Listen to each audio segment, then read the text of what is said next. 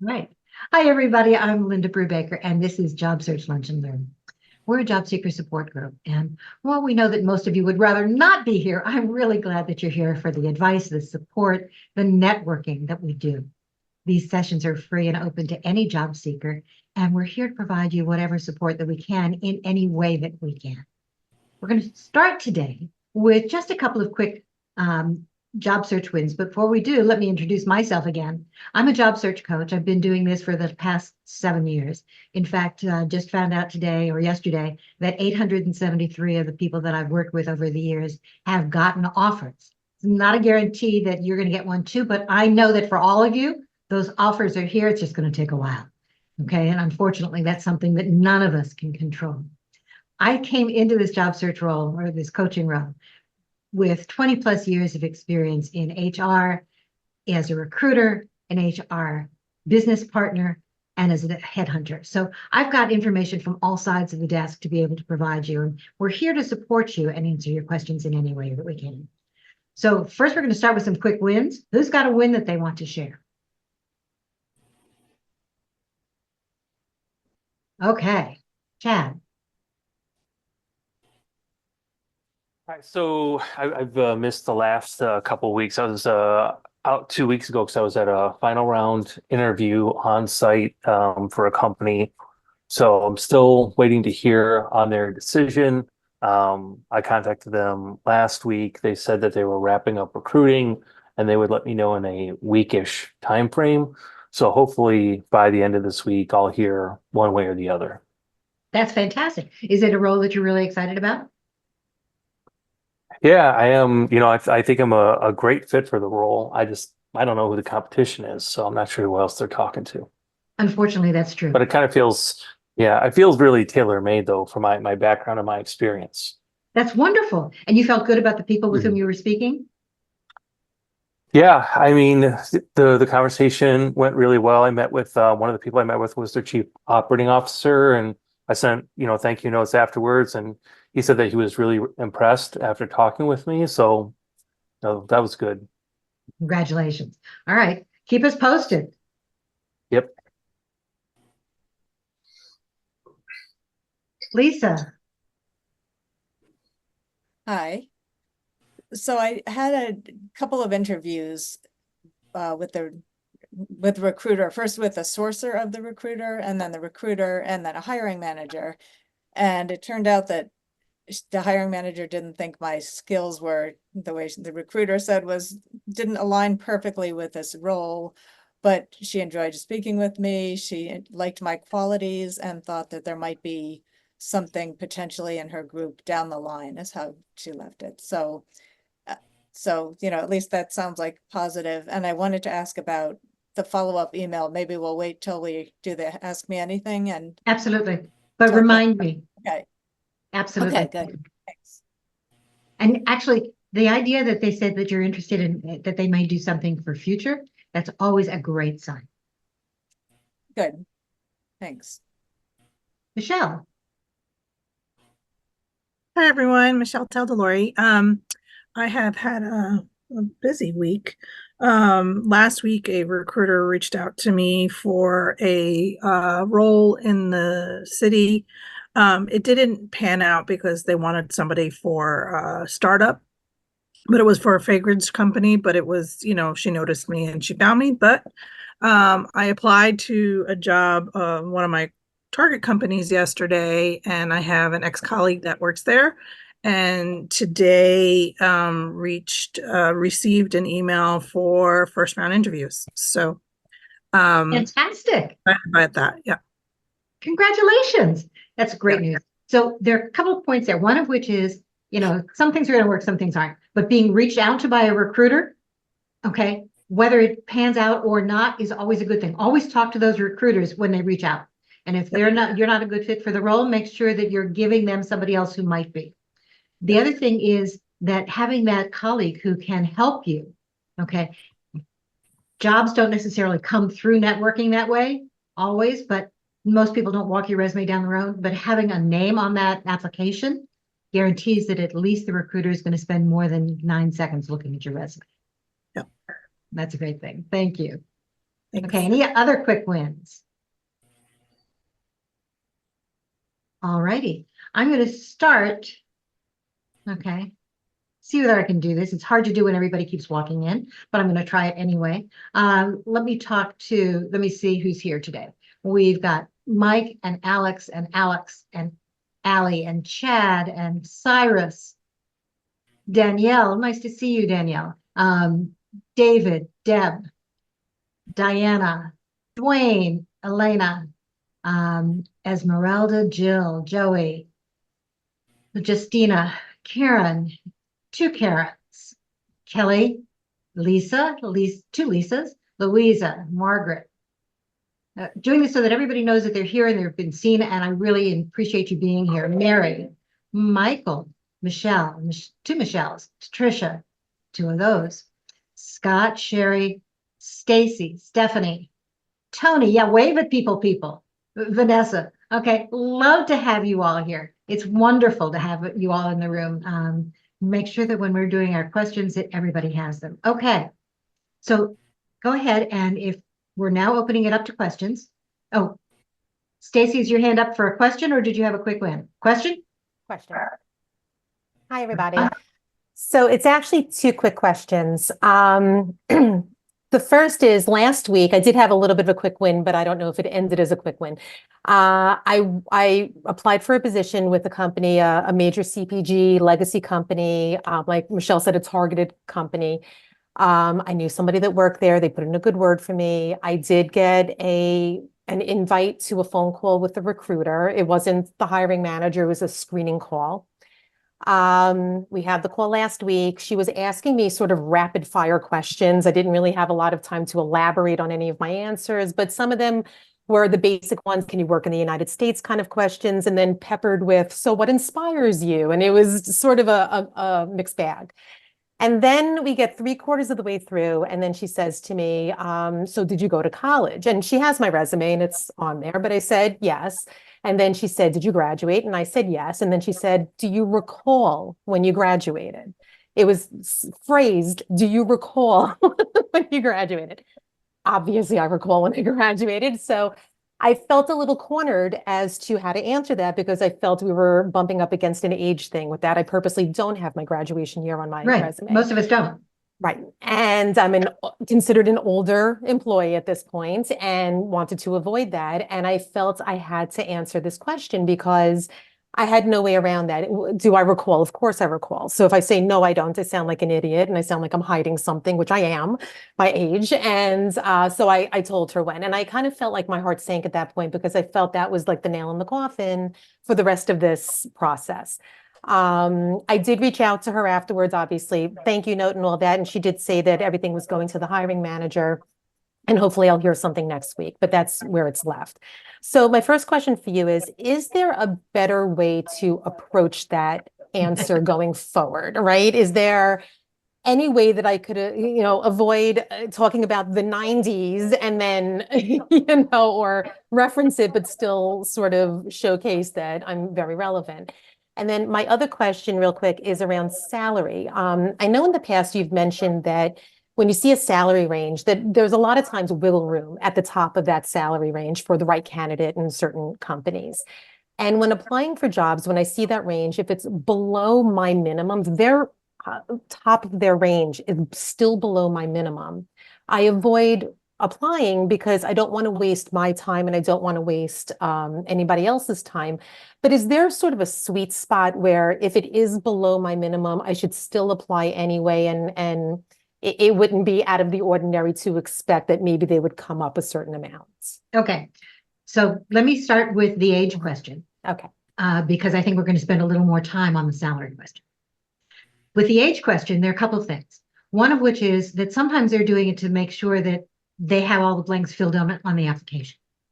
It's not necessarily ageism, although it could well be, but sometimes they want to make sure that they have all their T's crossed and their I's dotted, just to make sure that they have that information. What I would normally do with that is I would say, yeah, college was a great time. Okay, I learned a lot. And what's more important is, rather than when I graduated, is the fact that I've been able to use all of that information okay, to Mhm. build on what I've been doing, okay, and then transfer it that way. If they ask again, then you're unfortunately going to have to answer it. Okay. But I would try and do it that way and redirect the question. Now, by the way, I'm going to do a post about this soon, but in some states, they're now starting to ban that question. I The actually same thought way- it was banned, to be honest Wh- with you, but So yeah, which state are you in? New York. Okay, it is not banned in New York. Okay. Okay. But there are a couple of states that are starting to do it. One of my favorites, obviously, is Colorado because they're ahead of the curve on all of this. Mhm. But they put that legislation in place. And one of the things that I'm going to do is see whether I can't find out more about that legislation and then put out I don't normally do political posts. And this, in my mind, is not a political post. It's a contact your legislators post. Get them to do the right kind of thing. About policy, yeah. Exactly. So I will do that. And then my call to action is contact your own legislature. Okay. Now the salary issue. The salary issue is tough. There are more and more states that are banning asking what you're currently making, but they're going to the idea of what are you looking for? When they post a range, yes, there is usually some wiggle room, but not necessarily. What I would do though is I would apply anyway. And here's the reason why. The same way that Lisa was saying that she may not have been the right fit in the hiring manager's mind for that position, you never know what other opportunities either are in that organization or might be coming down the pike.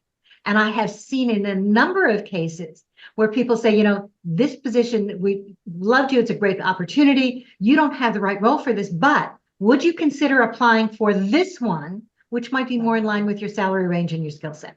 Okay. So unless you start the process, you don't know. I would recommend that in one of your initial conversations, that salary issue may come up. Okay. Especially if you're dealing with an outside recruiter. Mhm. And it sounded to me like you were. She was an in-house recruiter for this company.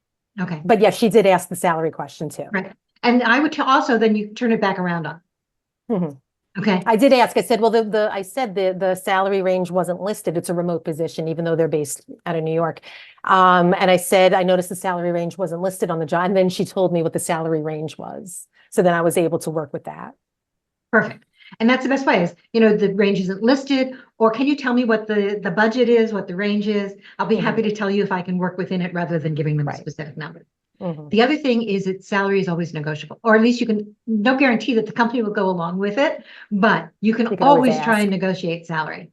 Mhm. Even if you give them a number on the application or in your initial interviews, when it gets to the point of offer, getting closer, now that I know more about the position and you know more about me, I was really looking for something more in this range. What do you think? Can we get closer to that? Right. Okay. It gives you that kind of wiggle room. Right. Okay, great. Thank you. You're welcome. Keep us posted. I will. Okay. Alex, I think I just lost you. Whoops.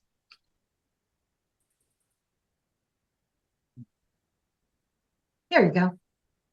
You're out. Yeah. So what's your question? You have to unmute.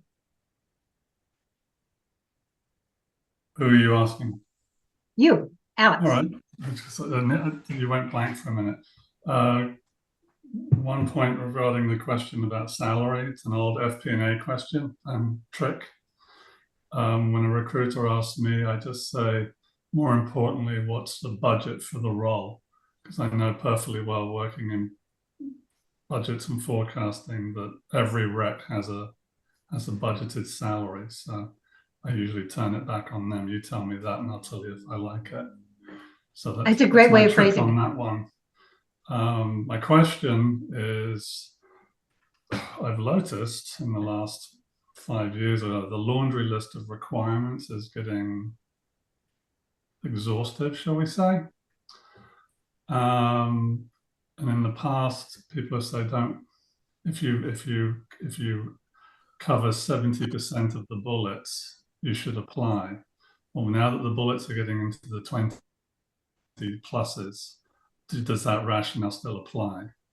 So I'm looking now for 65 to 70%. Yes. Companies are looking for unicorns. We all know that. And they know that they're not going to find somebody who matches everything. We also know that more and more people, especially as more people are starting to look for jobs again, because that is happening. What we're finding is that people are just doing this quick, easy apply. They're sending their same resume for everything. And so recruiters are getting inundated by resumes from people who match nothing. Or who just say, here I am, you figure out how I match. So I'm still in the, if you want to go down to 60%, you can do that, making sure that it's the targeted 60%. But more importantly than ever, making sure that for whatever percentage you match, you are demonstrating right up at the top of the resume how you match their new job. Your resume should be written for the dummy, and I say this deliberately, the dummy on my side of the desk or the screen. With so many resumes to review, the easier you make it for me to see, here's what you've done, here's how you fit, okay? What you can do for me, which is the whole purpose, then the more likely I am to reach out and call. So just part of it is that previously, I think it was Lisa who said that the person responded that, she wasn't perfect for the role. I know that's a hiring manager thing, not an HR thing. But any further comments on overpowering that? Yeah. Again, with so many people applying, they may be looking for those unicorns, those people who match more than 60%, 70%. There's nothing we can honestly do about that other than demonstrate our value. Okay. And do that not just in the resume and the cover letter. Do that in messaging. Do that in LinkedIn commenting on people's posts or your own posts to help demonstrate that you have that either industry expertise or positional kind of expertise. Make yourself the subject matter expert, somebody who moves those conversations forward. And that helps too. Thank you. You're welcome. Okay. I apologize. I don't know who came first. I'm just going across my screen. Okay, Stephanie. Hi there. So my question is, I'm echoing, aren't I? You're fine. Okay. My question is kind of closing the interview. I have felt pretty lucky. I've gotten a lot of interviews lately. And then I go to do the close. Now, being in marketing, there's the soft close and the hard close. And I try not to do the hard close because Good. I hate that myself. So I try to do the soft close and I try to read people. One, I feel like I get the the blow off it. Like it seems like a good conversation. So I guess I have a two-part. How to close and then also kind of get a commitment next, because I feel like you used to be able to tell how you did, and now I feel they're very non-committal at the end, and you just kind of get the brush off of, oh, we're talking to multiple people. You're going to keep getting that brush off. Oh, we're talking to multiple people. Okay, so how best to handle that? Okay, so I'm a soft close person too. I love ending the conversation with, why you're really excited about doing this. And I'm so looking forward to the next steps. Can you tell me what the time frame is? Okay. Looking forward to moving, excited about moving forward, which is your soft close. Saying you're excited, you're ready, it's up to them, but what is their potential time frame? Okay. I seem to do that, but then that's when I get, oh, well, we're talking to 3 or we're talking to 7, or we'll let you know. It's very frustrating because you thought it was a good conversation, but that kind of throws you for a loop that you're like, okay, I can't really tell. Did that just go as good as I thought? Or it's just a hard read. It is. And unfortunately, if I'm putting on my recruiter hat, sometimes we do that deliberately. I do get that. It's like, I know. Yeah, I know how frustrating it is. So what I would do would be to say, if I haven't heard you by such and such a date, may I follow up? Or how would you like me to follow up? Would you prefer an email or a LinkedIn message? All right. I seem to do well with HR and hiring managers. It's when I get to the final, and maybe it's a VP, assistant VP. I can't get that. Like, I have a really hard, I thought it was a good conversation, but then I walk away from that going, wow, did that go well? Or now I'm confused. Yeah. So put on your sales hat. You can't always read the prospect either, but make sure that your follow-up relates directly to that conversation. Okay, yeah, I always send a thank you within 24 hours, but then it seems to go very quiet. And I know that if you're the chosen candidate, they're going to be in contact with you. Not necessarily. It still takes time. Remember, they've got a job to do as well. Okay, And so even though they need to fill the position, that may not be top of mind. Okay, the top thing that they're doing. And if they really are talking to other people, they need to then double check. Is your salary really within the range? What can we know what the budget is, but what is it really for this role? Okay. okay. Thank So you. give me the other thing. So yeah, hang in there. I know it's tough, but follow up.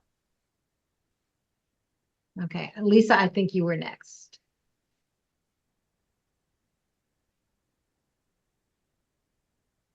Hi. Hi. So to ask about the follow-up email, when I did get the no thank you for that one position. I know I've heard you say on other videos about, thank you so much. I'm very interested, what I learned, what I liked about the company, the job. I know, and I've also heard you say, may I stay in touch? And I guess my question is about that. Like, am I expecting the hiring manager to necessarily say yes or no? And if I don't hear anything back, do I do it anyway? Or is it better to phrase it as I'd like to stay in touch and leave it kind of where I'm not asking for permission? You can do it either way. Okay, whichever way feels most Okay. comfortable to you, Lisa. But yes, it's really okay to follow back up with both the hiring manager and or HR. Okay, even when you get that turned down. One of the things that we've noticed is that people who do that follow up, that thank you after the turn down, are more likely to stay on somebody's radar, which is a very good thing, especially if they say there may be something else coming up. In addition to that, may I keep in touch, or I'm going to reach back out again. Is that okay? They're not going to say no, right? But do that. Don't do it too often. Truly, don't do it too often. You don't want to make it stocky. But if you're connecting with them on LinkedIn, you're commenting on their posts or the company's posts, they're going to see that too. Every once in a while, check back in to see how things are going and what else may have opened up. Or say, I just saw this in the news, reminded me about. You've probably already seen it, but how does this affect? Okay. It's more about them and your interest in the role than it is about, hey, hire me, I'm ready. Okay. And sending a connection on LinkedIn is okay. Absolutely. In fact, Okay. I honestly recommend sending a LinkedIn connection request as soon as you have the name of the person you're going to be speaking with. They may not accept it, and that's okay. You can always follow up afterwards. But the reason that I like it is that it shows that, number one, you're being proactive. You know that they're looking at your profile before the conversation. This is your way of saying, I'm doing the due diligence too. And if you are sending that connection request before the conversation, it's a very simple connection message. I'm really looking forward to talking with you on such and such a date. That's it. Nothing else needs to be said. If it's after the interview, I enjoyed our conversation and I'm looking forward to moving to next steps. Say one or two things, if you can, about what the conversation was about. Here's what I learned. It's a mini thank you, but it's another way of keeping in touch. Okay, good. Thanks. You're absolutely welcome.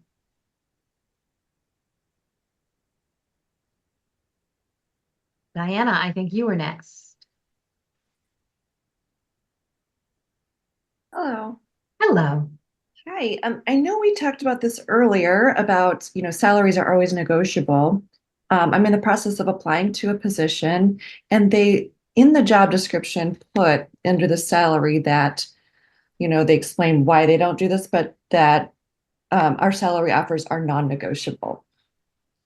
I have never seen that before. And should I be so lucky to even get an interview and thus an offer, like I still probably would have negotiated just because of you're always supposed to negotiate. What is your take on that? So I am starting to see some of the salaries are non-negotiable coming out more. And part of that is because all of us are giving the advice to always negotiate. And we know that there are so many people looking, and in many cases, there are people looking for jobs that are either lower levels or lower salary levels than they had. that non-negotiable piece is part of what we're seeing on the hiring side as companies who think they're in control again and want to take that control back. Now, in some industries, those salaries truly are not negotiable. If this is a company where there are lots of unions, the salary is non-negotiable. If it is a government-related job, the salary is normally not negotiable. It's nonprofit, and they did give a band, so they're basing it on experience and whatever, and the skill needed. Okay, so when they say in that case, if they've given you a band, even though they're saying salary is non-negotiable, what it normally means, okay, and I would still try to negotiate within that band. I wouldn't go outside the band. Yeah. Okay. Thank you. You're welcome. And a quick question, follow-up question. So this same position, the recruiter is known, so I can reach out to that person. Any advice therein? I know this position has like over 100 people applied already. I'm sure I wouldn't be the first person reaching out to them. But I was thinking of attaching my resume. And cover letter. Also, I don't know. What are your thoughts on that? So first, if you're seeing on LinkedIn that over 100 people have applied, don't believe it. What that number is the number of people who have clicked into the job.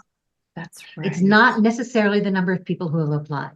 Okay. LinkedIn does that as a way of being able to provide a metric to the companies that are posting those jobs. See how many people are looking at your job, what a great job we LinkedIn are doing. That's right. Okay. I remember that from a previous call. That's right. I completely forgot. So don't be scared by that. The other thing, I just, Yep. But the other thing is that the majority of people who are applying for those jobs are really not qualified or not taking the time to really tailor their resume to show how they prove value for that particular position. Okay, so those numbers are there. It also reminds me to tell you guys, don't apply through LinkedIn. Find the jobs on LinkedIn, apply directly on the company site. Now, one of the good things about finding the job on LinkedIn is that just as Diana did, she found the name of the recruiter. So can you follow up with that recruiter? Yes. I would do it. Okay. You have to be careful. Please don't phone call. People aren't going to respond. Okay. You can check to see how often that recruiter is on LinkedIn. But I will tell you that if you can find an email address, then that's the better way to get a hold of them sometimes than on, at least as a follow-up, than on LinkedIn. LinkedIn messages, there's no real way of sorting them, unfortunately. Okay. And I know that I sometimes have LinkedIn messages that get lost in the mix. So if you can find a way of doing it, I might reach out to the recruiter on LinkedIn and say, it's a really great position. One or two quick things. And by the way, I just wanted to let you know that I've applied. Please take a look at my materials. I'm really excited. Here's why you should look. It's very short, 2 or 3 very short sentences. Do not attach your resume or cover letter there. Okay. If you are sending them an email message, okay, you can do that. But for the most part, as a recruiter, when you apply, I'm going to get a little ding and I'm going to look. So give me another reason to look. If you're in a very creative field and you want to attach a resume that is more creative than the one you submitted, you can do that there. Okay. So yes, can you redo that? Yes, you could. I won't care. It won't hurt you to do it. It may not necessarily help you, but it won't hurt you. Thank you. You're welcome. Deb Gates. Hi, thanks so much. Question. Sure. I know when you and I had met previously, the top part of the resume is always what's supposed to be the most eye-catching and your selling points and that type of thing. I recently participated in a resume workshop through the American Job Center, and they said everything should be done as plain text, save as .txt without bullets so that it's readable through the ATS. And okay, you're shaking your head no. Why? Because the ATS can read it if it's a doc, they can read it if it's a PDF unless they say otherwise. Even with the bullets and the lines in it, not So- true headers, but bullets and boldness and italicized. So I'm not sure that I would do necessarily the lines that go all the way across the page. Some of the older ATS systems see that and say end of document or end of page. Correct. So my feeling is you do it for the oldest ATS systems out there. If the older ones can read it, we know the newer ones will too. Okay.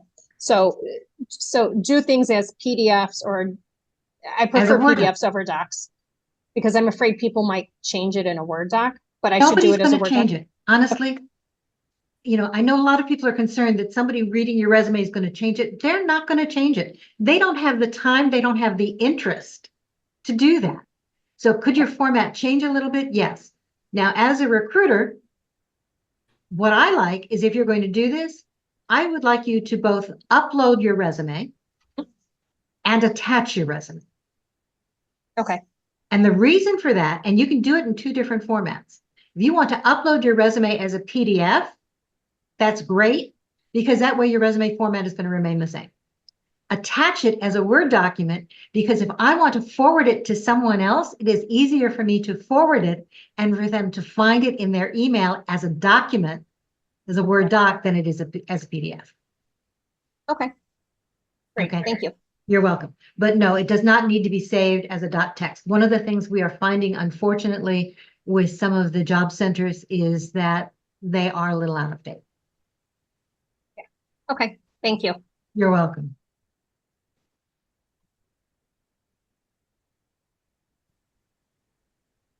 You're up.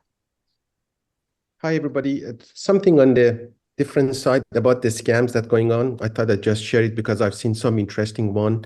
One happened to the friend, daughter of my friend, and she's in early career looking for a job. Got an email, hey, we love you. We want to hire you. It's a remote job. Send us your bank account, and we are depositing $4,000 into your account so you can buy the office equipment. Okay. So she waited.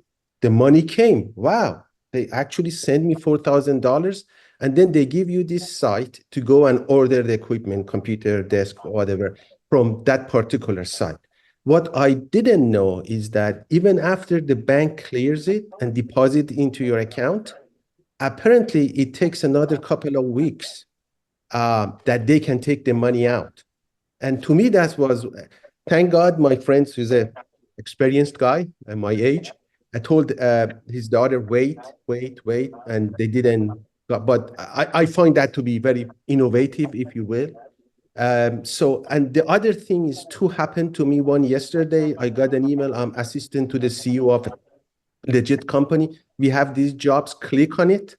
So I went, try to research that person in the companies on LinkedIn, doesn't exist. Another one came a month ago from some generic name, like international recruiting company, something like that. Very generic, and I usually go check in that particular. I didn't just send me your resume. Okay. What that cannot hurt. Send a resume, and the next day said, yeah, but the ATS couldn't read your resume. Could you click on this place? And I didn't. I sent my resume and said, well, this is updated, and never heard back. So I just want to give a warning to people that if they send as a recruiter or from the company, and if there is a site that they want you to click on it, don't. More likely it's a scam. If there is a job opening, go to the company's site and do it. But sometimes, and the reason I'm sharing it, because even I, as years of experience, still sometimes I got excited because particularly that one was a very good job, matched my interest. And before I check who's that company, who's that name, by the way, I find that through some sites that actually is a scam going on. Just want to share with people, don't get too excited if you don't know who's, and don't click on URL that you're not trust. Just share that one. Absolutely. So you're right. The whole idea is that unfortunately, there are a growing number of job search scams out there. I probably get one or two of those job search scam emails, a week. and I'm obviously not looking for a job. So you're right. If somebody asks you for your bank account information, tell them no. It's okay to tell them no, okay, until you've actually been hired and you're getting ready to do something that way. But you want to make sure that if you're asked to do equipment, that they provide it. A legitimate company, let me say that again, a legitimate company will not send you a check and say, go buy your own equipment. A legitimate company will say, here's what we are sending you. What's your physical address where you can receive it? They will send it for you. Period. That's the only way that that really works. Okay. So please, please, please don't fall for that scam. I actually had a woman who was older and retiring from a university, okay, who should know better. Master's degree, smart lady who fell for one of those scams and paid for it. So do be careful. The idea of being able to pull the money back from your bank account, I hadn't heard from a week or two, but I have heard that that happens. So double check. Now, some banks are also becoming very aware of these kinds of situations. And instead of just putting it into your bank, go talk to your banker. In most cases, they will tell you, don't do this. So if they haven't heard it from us, they haven't heard it from you, let them hear it from their banker. Those are scams. Don't click on those random links. Doing the research to find out whether or not the job is actually available on the company's site. Absolutely. Doing the research on LinkedIn to see whether or not the person who is contacting you is associated either with that company or with any company that's listed there, and do the research there. Absolutely. Okay. There are things that we can do to try and avoid some of these scams. And all the tips that you have, let's see whether we can put them out. I've got a speaker. We're just trying to confirm his date, who's going to come in and talk to us not only about these growing scams, but how to deal with them and how to avoid them as well. Okay. Hoping to do that mid-September. No guarantees. His schedule is pretty full. But thank you for sharing. Michelle. Let me get unmuted here. Good. You Thank did. you for taking my question. You and I were on a live yesterday, and you had suggested taking this question to this group. So I thank you for that. The question was how I could, so during an interview, one of the questions I struggle with sometimes, or I actually don't feel like I've given the best answer, is how would I convince someone that my approach is better than theirs? And the background on a prior interview that I had was they were coming back to me with a question relevant to why is your recommendation better than someone else's, and how would you convince someone? And this was in reference to a technology solution. So do you have any tips on how I could best prepare for that question, so that I'm not left wondering? So you know how to answer the part about why your technology solution is better. Right. So that one I'm not worried about. It's the idea of how do you say, convince somebody else that your version is better than theirs. And that's the same thing almost as dealing with that person who's a difficult person, right? Or that person who doesn't agree with you in any way. So would you tell me a little bit, so that the group, remind them about how you did answer it, and then let me give you my version. Yeah, so I went about it two ways. One was really just sharing how I go about my process and my approach of finding new technologies. And then I also leverage data points, which is part of the process of finding the new technologies and the research that goes into it. And then, how there's an execution piece to it, how it can be executed as well.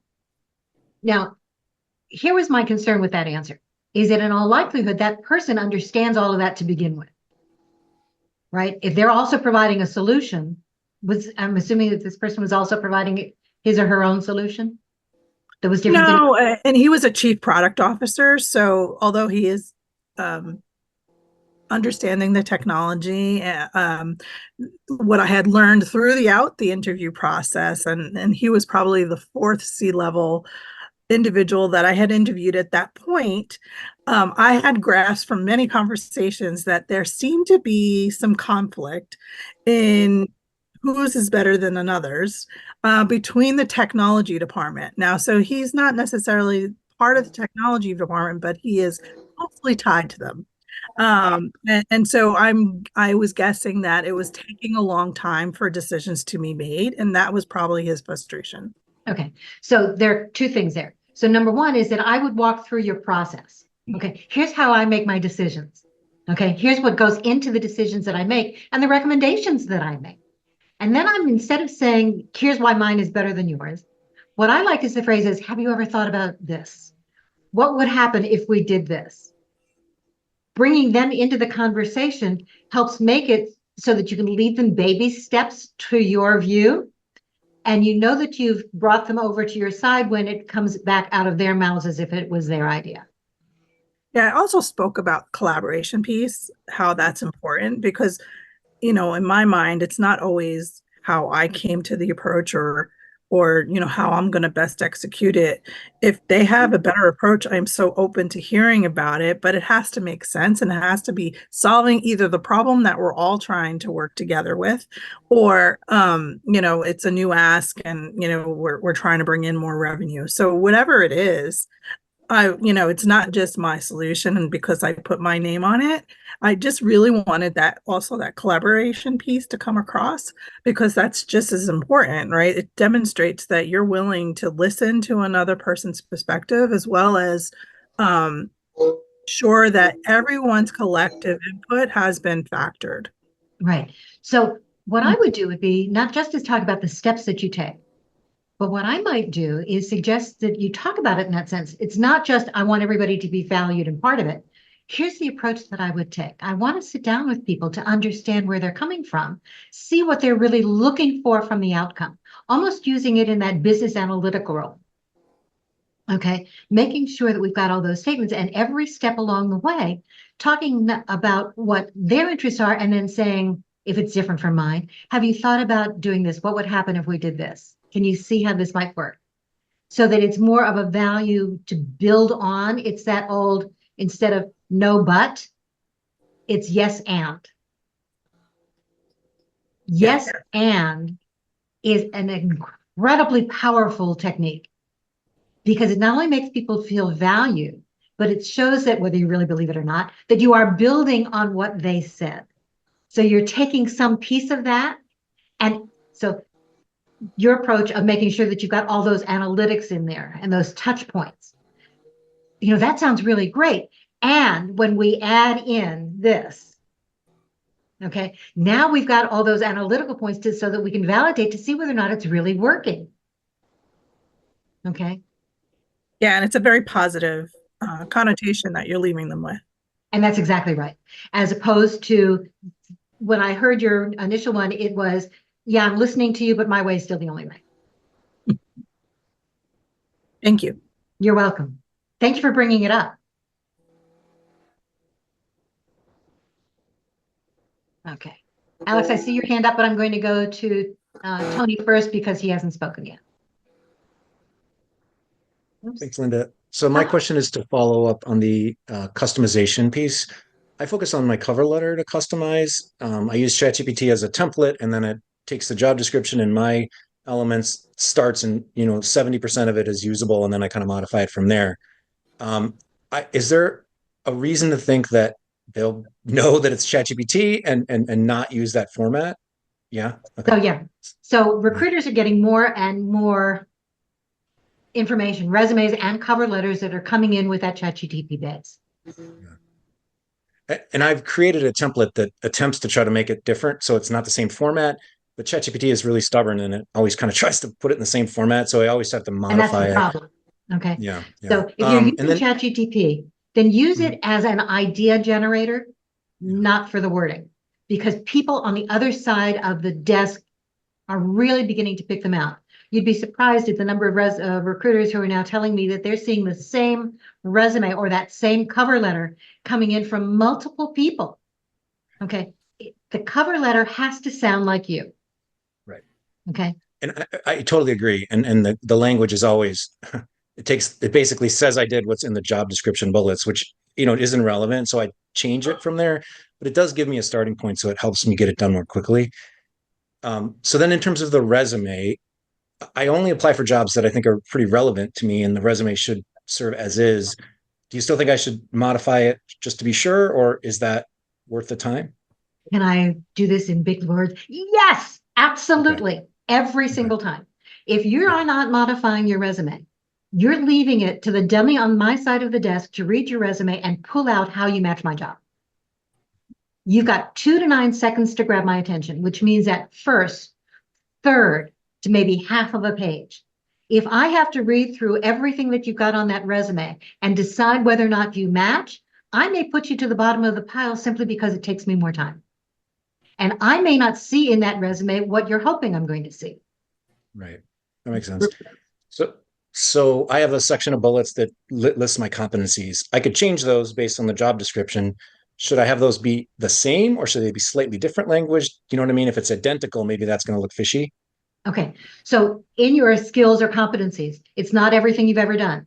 They are specific to the job, just to the job. All I care about. Yeah. Yes, you Okay. can use their words. Okay. So there are 2 reasons for doing that section right up top. One of which is it's going to grab my attention right away, especially if you have the right formatting on the page so that you're using the white space to make those stand out. Don't just run them in a whole string, even with bullets or pips in between. Okay. Use the white space to make them stand out. That will immediately grab my attention. When it does that, it says, "Ooh, this is what I need to look. Tony has that. I can easily see that," right? Second is that if you're using my language, it does 2 things. I don't want you to use it completely, but when you do it, it does 2 things. One of which is subconsciously, oh, he's really read the description. He speaks my language. Okay. Second Very is helpful. that when I'm putting your resume into an ATS, which is again, an electronic file cabinet, human eyes, human hands are going to put something into that ATS system to say, I need somebody, can you prioritize for me people who have X, Y, and Z? Most ATS systems do not contain any kind of an AI that says X equals Y. So if it's identical, it's more likely to match and therefore more likely to get looked at. Okay. Great. Thank Okay. you. And it doesn't have to be all of it, but yeah, I would at least Great. use their words on some of it. Thanks. Uh-huh.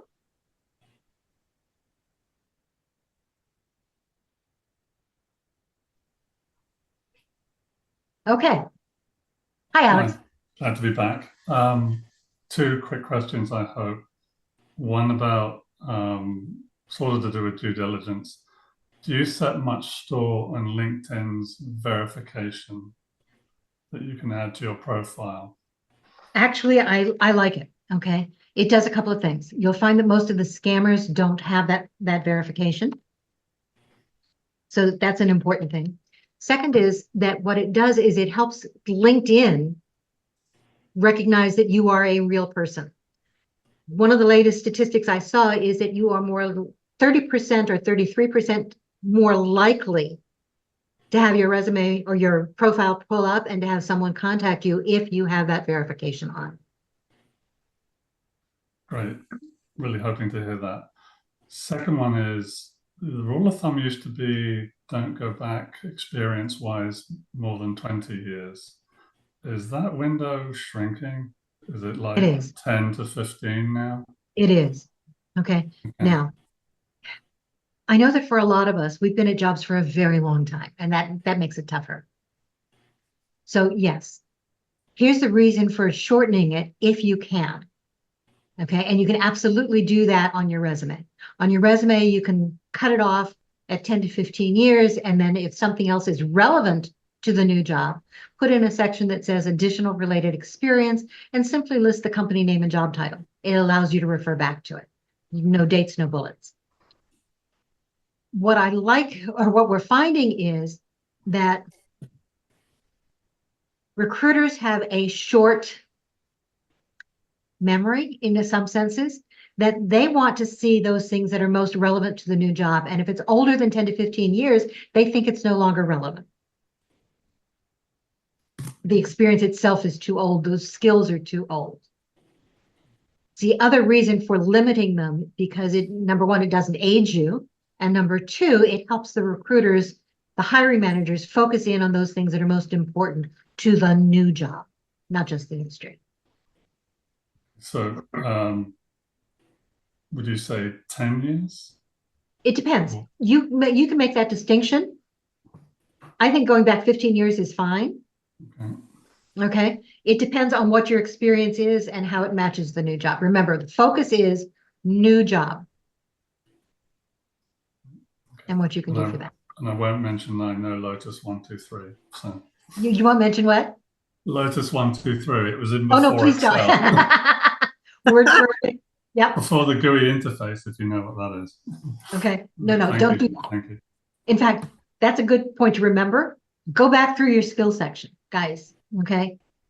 If something is an outdated piece of technology, you can remove it. Nobody's going to search for it.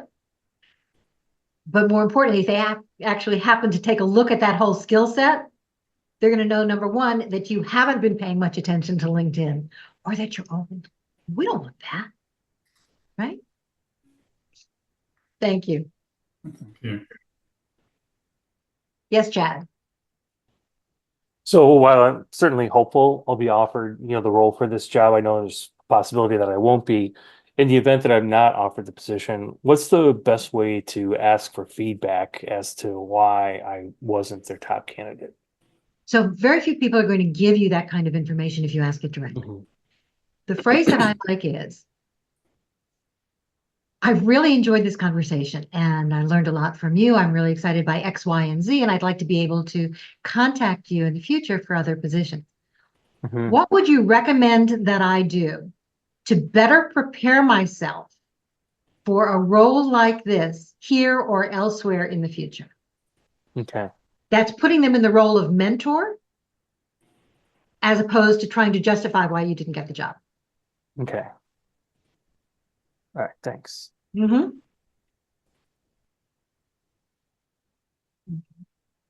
I haven't been able to read the chat. If anybody's reading the chat, is there something there that we should really pay attention to? I will go through and I will comment on some of those in the private group, by the way.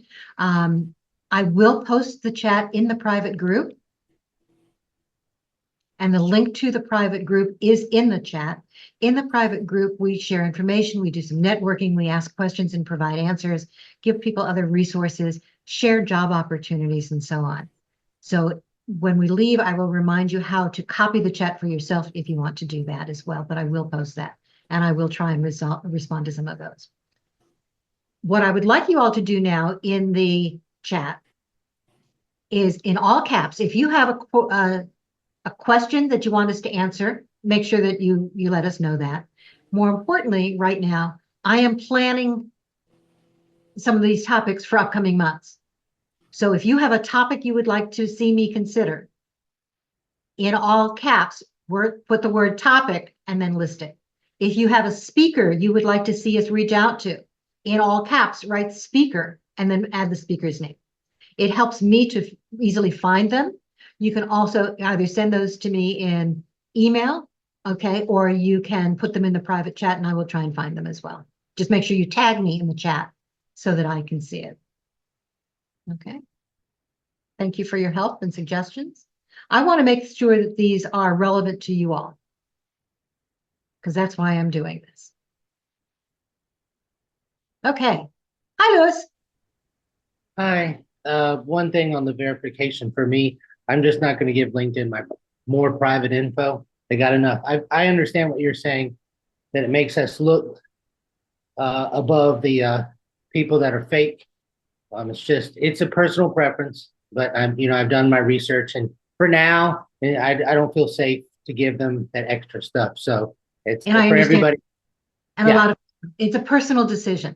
The Yeah. company that LinkedIn is using in the States, okay, I can't speak about elsewhere, but in the States, the company that they're using is the same one that they use at the airports or for TSAs. It's clear. Okay. And based on the research that I've done and on the cybersecurity people that I've spoken with, they tell me it's okay to use. That what Clear does is it uses it to verify, and then after a period of time, your information leaves their system. Right. The verification stays, the rest of it doesn't. So it's something that I've decided that I'm comfortable with, but you all have to make your own choice.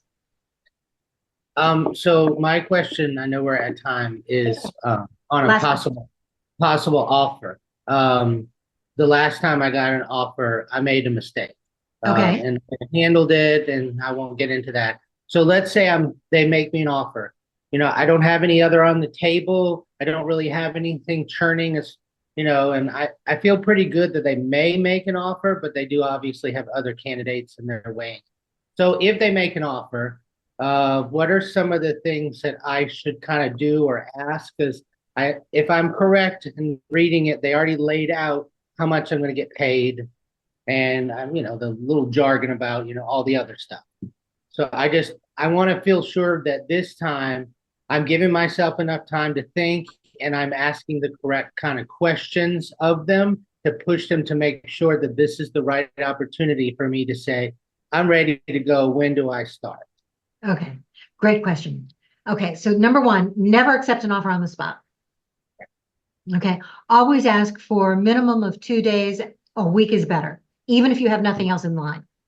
If you give them the response sooner, it looks like you're even more excited. But you want to make sure that you have enough time to fully evaluate it.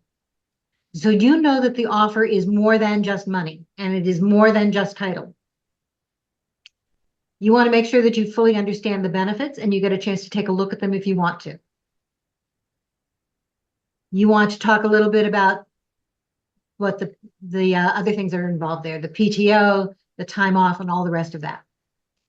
More importantly, if you're trying to make sure that this, because we know that jobs are not just the bennies, right? The pay and the bennies. It's also about what it is you're going to be doing. So I would ask questions like, tell me a little more about, if you still don't know, some of the people I'd be working with. What are the opportunities? You don't want to talk about what are the opportunities for advancement, because advancement says you're not satisfied with this job. What kind of support can I expect to help me grow in this job? Okay. In other words, what professional development opportunities are you going to be able to provide? If there are conferences, for example, that you know you're going to want to attend, ask to have those included as part of the offer. They may not include it as part of the offer, Lewis, but at least it puts it on the radar that you want to improve yourself for them. And when you bring it back up again at a later date, it's already on the radar. Okay. What other things were you thinking about?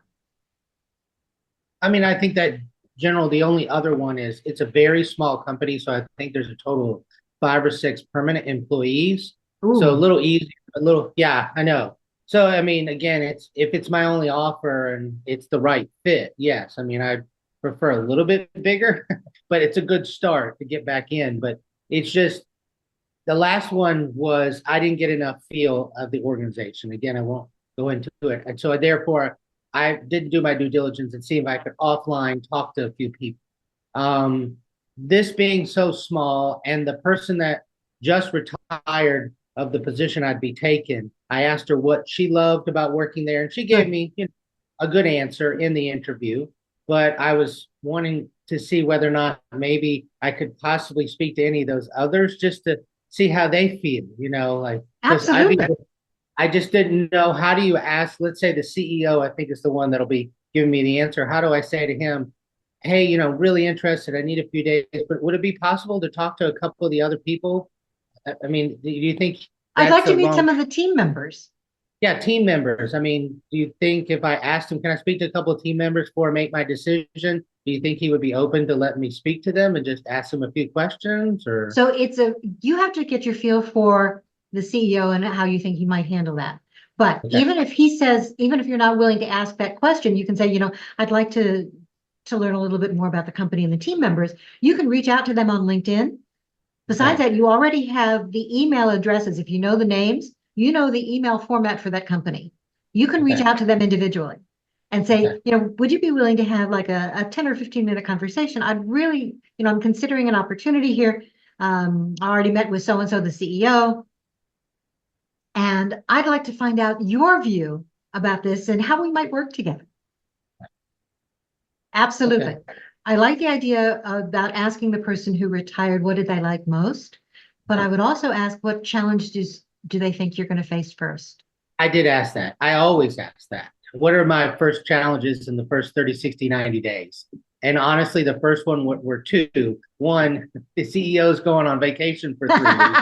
So he just said, oh, that's why I say I want to know about my team, because I'd be working with them. But, everything is set forth. The good thing is, a side note, she has a Bible, like, of everything that she's done in her 15 years on how the process is. And all I have to probably do is start looking through it, analyzing it, and adding, which is rare. Most times you walk in and it's start anew. So there's the process. But yeah, they answered the challenges question. I was very happy. So I know what I'm going to be generally getting into, but it's hard. I'm like, if they offer, it's a very small, and it's the same similar situation where I was working for very small with the amount of people, and I know who I report to, and I just don't want to go, yes, this is great after 2 days, and then again run into the situation, of 90 days going, this was a horrible idea, and having to start this all over. Right. No, I understand. So because it's such a small company, and even if it wasn't, since you did not have an opportunity to meet and interview with your team members during the process, I could ask the CEO and say, I'd really like to be able to have a quick conversation with the members of the team since I haven't met them yet. I'm going to reach out to them and then get back to you next week if that's okay. Okay. I'll also try to see if, a couple of them might be interested in, talking to me, because I can figure out how to do their email. Absolutely. So that's a great way to do it. Okay. You want to make sure that it's the right fit for them as well as for you. Yeah. Absolutely. And then in terms of the challenge question, Louis, it's not just one of the ways that I like phrasing it when I'm talking to people, especially if somebody's been there for a long time. So if they're brand new, what brought you here? If they've been there for a while, what makes you stay? Yeah. Okay. And then especially if you're thinking about what the challenges might be. So tell me, what keeps you up at night? Okay, because that's another way of, it's not the challenges you'll be facing in the role, it's the challenges of the companies, the challenges in the people, it's the rest of it that you might be able to tease out that way.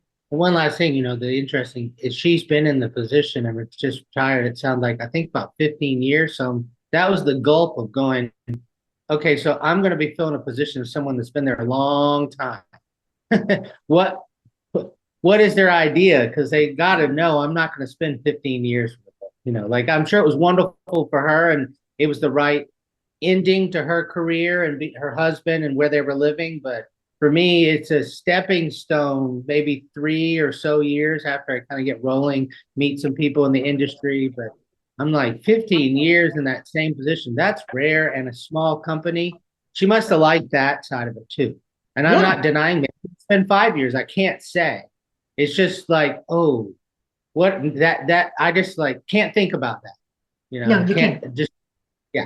And it's not something you ever want to say is I'm using this as a stepping stone. In your head, yeah, absolutely. In my mind, I am. Yes. In my mind, I am. Yeah.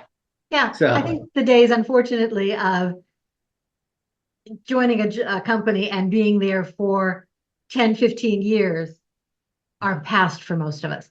So that's one of the reasons that I talk about next forever jobs as opposed to forever jobs. I don't believe on either side of the desk that there are forever jobs anymore.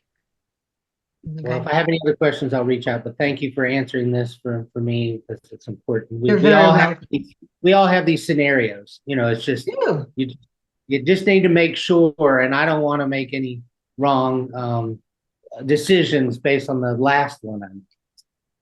Understood. So good luck and keep us posted.